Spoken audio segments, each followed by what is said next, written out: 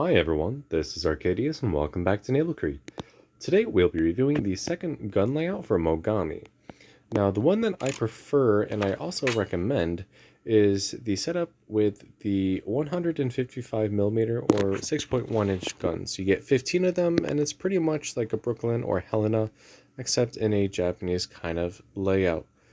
Um, these are really powerful, really fast shell velocity, and there's literally absolutely no drawbacks to these guns. If you can't pen it with armor piercing, like on the broadside, then you just switch to high explosive and just set a ton of fires and get a bunch of HE damage. However, you also have the ability to equip 8-inch guns.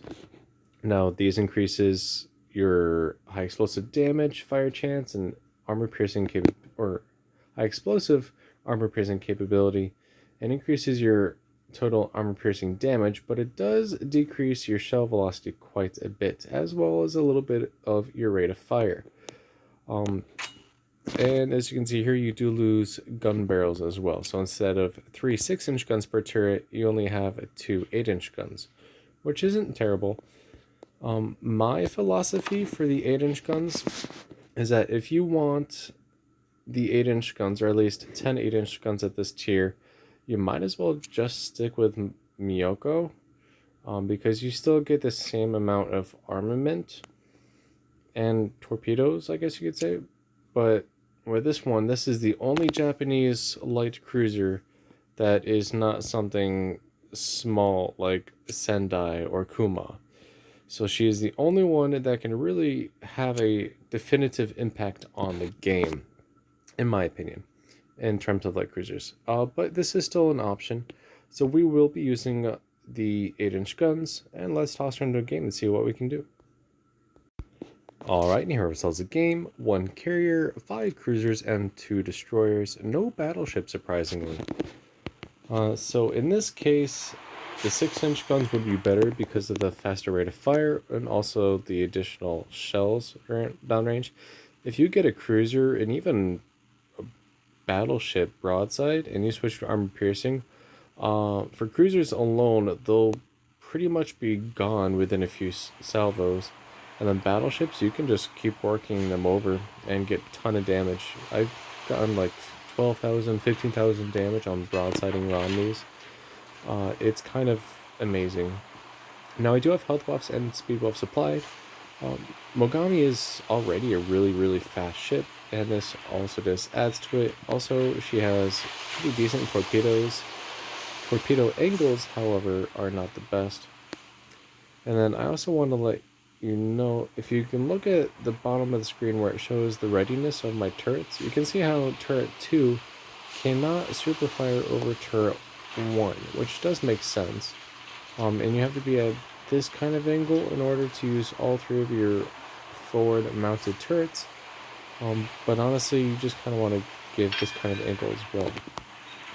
Armor wise, the ship is definitely not the strongest in terms of armor. She was historically, but in game it's pretty weak, and it's not unheard of to just see a broadsiding Mogami and just one-shotting it, whether or not you're in a cruiser or a battleship. She is quite maneuverable though. Her AA is also not the greatest, but she does have the ability to equip a defensive anti-aircraft consumable, so that does help scatter squadrons at least, even if you're not going to knock many down. So you're not really concerned about any of these ships right now, so that's pretty nice. Now I have to remember that I have the 8-inch guns and not the 6-inch guns. Alright, so let's just keep getting ourselves in position. We do have pretty long-range torpedoes as well. I think about maybe 10 kilometers or so. Let's put up a fighter to see if we can spot any more of these ships, because I feel like there might be a couple over here, but considering it's a relatively small game, I don't know. But we'll find out. Alright, so we are spotted, and there is a broadsiding Mogami. Let's start opening up with our armor piercing. And yep, that's the armor of Mogami for you right there. Yeah, get used to that. And 2 salvos. Oh, she actually managed to evade being sunk in 2 salvos. Well, that was because my aim was kind of off. She's kind of fast. We're going to pop a defensive AA. Let's see if we can get any of these aircraft.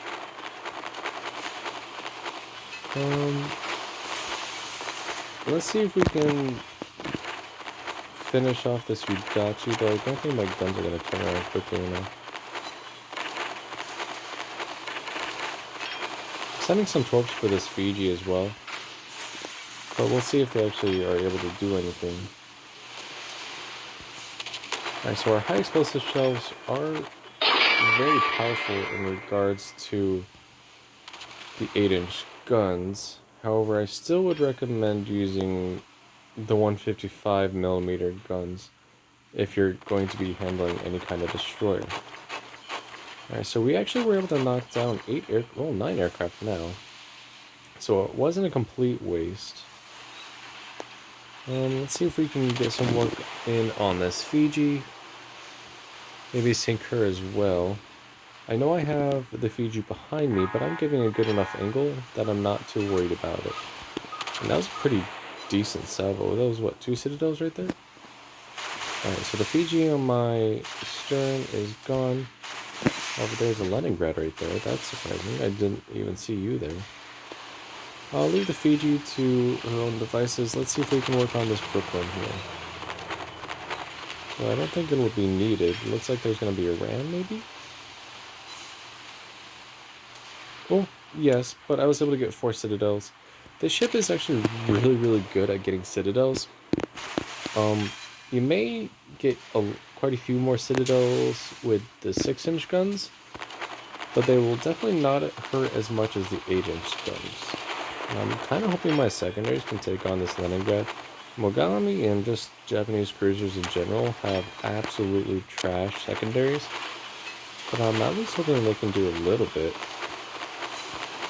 Alright, so we're working on this Pensacola. I'll start moving him back around. Oh, wow, 3 citadels. There she goes. Alright. So let's see here. We have the carrier left and this one Leningrad, which is just completely ignoring any secondary hits that I'm getting on it.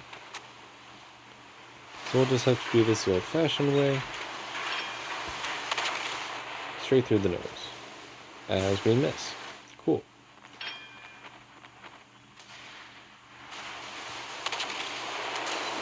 And a ricochet. And more ricochets. This is the strongest Leningrad I've ever come across. Finally. Alright, cool. Is our fighter still up? It is. And the Hiryu is just barely in range, but effectively I can't really do anything to it right now. But she's going to go down here soon anyways. So that's fine with me.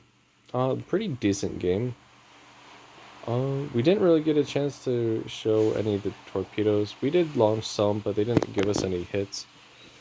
But mainly we were just focusing on the guns themselves. Alright, so let's see how we did. 126,000 damage, 3 ships sunk, 63 shell hits, 10 aircraft shot down, 15 citadels, 1 fire, 1 defended cap, and 11 secondary hits for 8,800 base XP. 120,000 damage was in main battery guns with only about 6,000 in secondaries, and no fires, no floodings, no torp hits. And then from the main guns, 8,000 in high explosive and 112,000 damage in armor piercing. So yeah, your armor piercing is very, very powerful and should be used if you're going to use the 8-inch guns. But honestly, I really do prefer the 155mm guns. Armor piercing and high explosive are both very, very effective with these guns. And they're faster too, so that also helps. With that, I will wrap up today's video. If you liked the video, make sure you like and subscribe for further content. And join me tomorrow while we go over the second set of torpedoes for Ibuki. So again, thank you and take care.